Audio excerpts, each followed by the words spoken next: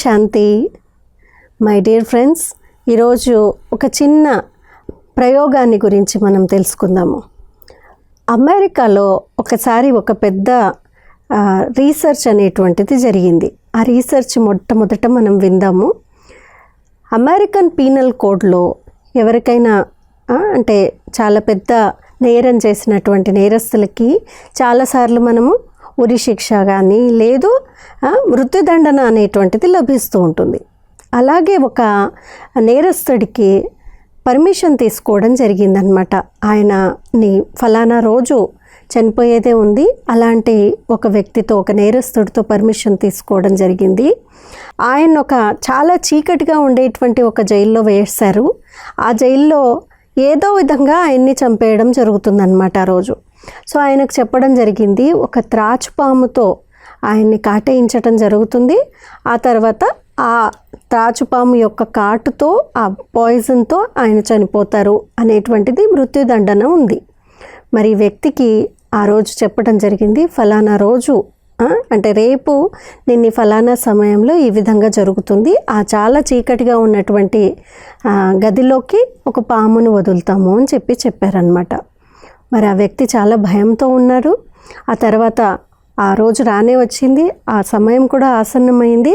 ఆ వ్యక్తికి కళ్ళకు గంతులు కట్టేశారు. కాబట్టి ఆయన సౌండ్ ద్వారా అర్థం చేసుకున్నాడు అనమాట, ఇప్పుడు తాచుపాముని లోపల వదిలేశారు రూమ్లో అనేటువంటిది. ఆ తర్వాత కొద్దిసేపటి తర్వాత ఆయన చనిపోయాడనమాట. నోట్లో నుండి నురగలు కక్కుంటూ ఆయన చాలా భయంకరమైనటువంటి మృత్యువుని ప్రాప్తించుకున్నాడు.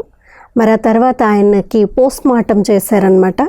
చేస్తే దాంట్లో ఏం రిపోర్ట్ వచ్చింది అని అంటే, ఈయన తాచుపాము కాటు వల్ల ఆ పాయిజన్ శరీరంలోకి వెళ్ళటం వల్ల ఆయన మృత్యువుని పొందాడు. మరి ఇలాంటి అటాప్సీ రిపోర్ట్ వచ్చిందనమాట, అంటే పోస్ట్ మార్టం రిపోర్ట్ వచ్చింది. మరి నిజంగా చూసినట్లయితే అసలు తాచుపాము కాటేసిందా అని అంటే లేదండోయ్. ఎందుకు అంటే ఆయనతో పర్మిషన్ అయితే అలా తీసుకోవడం జరిగింది, రీసెర్చ్ చేయడానికి ఆయన సహకరిస్తున్నట్టు. కాబట్టి వాస్తవంగా ఎప్పుడైతే తలుపు తెరిచారో అప్పుడు తాచుపామును వదలలేదు. ఆయన చేతి పైన ఇక్కడ 2 పిన్లతో ఇట్లా జస్ట్ ప్రిక్ చేశారనమాట. అంటే పొడిచారు, అంటే గుచ్చారు యాక్చువల్లీ. సో గుచ్చిన తర్వాత ఆయన వెంటనే నురగలు కక్కుని చనిపోవడం జరిగింది. నిజంగా చూసినట్లయితే ఎన్నోసార్లు చాలా షార్ప్గా ఉన్నటువంటి వస్తువులను గుచ్చుకోవడము అది చూసాము, ఎప్పుడు చనిపోలేదు. మరి ఎలా చనిపోయాడు ఈయన? వాస్తవంగా ఆయన మైండ్లో ఫీడ్ చేశారనమాట, తాచుపాము వస్తుంది, దాని యొక్క కాటుతో నీకు మరణం ఆసన్నం అవుతుందని.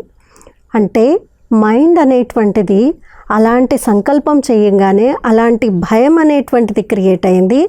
ఆ భయంతో శరీరంలో, మస్తిష్కంలో అంటే బ్రెయిన్ లోపల అలాంటి భయం యొక్క కెమికల్స్ అనేటువంటిది రిలీజ్ అయ్యాయి, అలాంటి హార్మోన్స్ అనేటువంటివి రిలీజ్ అయ్యాయి. అలాంటి పాయిజన్ అనేటువంటిది శరీరమే జనరేట్ చేస్తుంది.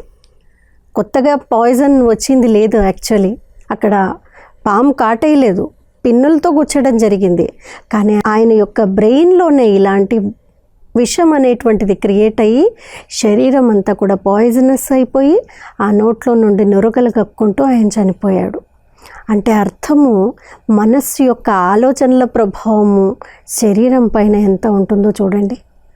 మనస్సు ఎలాంటి భావనలతో ఉందో అలాగే ఆ దేహం కూడా దానికి సహకరిస్తుంది. మంచి ఆలోచనలు చేసినట్లయితే మన దేహం ఎంతో ఆరోగ్యంగా, ఉల్లాసంగా, ఉత్తేజంగా, హాయిగా, ఎలాంటి రోగాలు లేకుండా తయారవుతుంది. ఒకవేళ మనసులో చెడు ఆలోచనలు వచ్చినట్లయితే ఆటోమేటిక్గా దాని యొక్క ప్రభావం మొట్టమొదట శరీరంలో ఏదో ఒక రూపంలో, లేదు దుఃఖము, బాధ, నొప్పి రూపంలో ఏదో ఒక విధంగా దాని యొక్క ప్రభావం చూడటం జరుగుతుంది.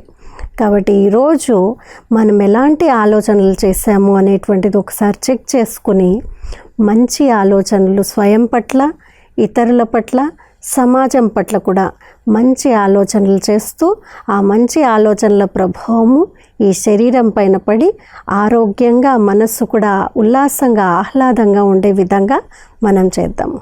సరేనా? Thank you. ఓం శాంతి.